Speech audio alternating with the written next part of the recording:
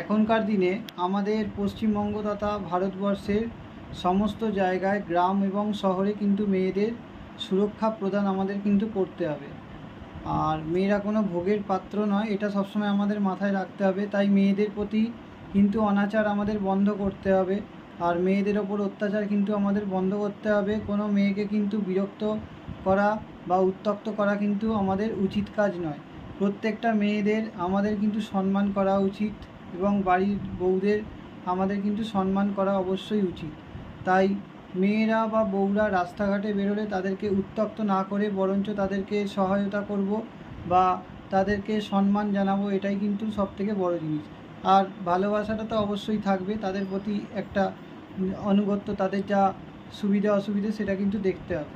কারণ মানুষ মানুষের জন্য, মেয়ে বলেই যে তার উপর অত্যাচার হবে, ভোগের পাত্র হবে, এরকমটা কোথাও লেখা নেই।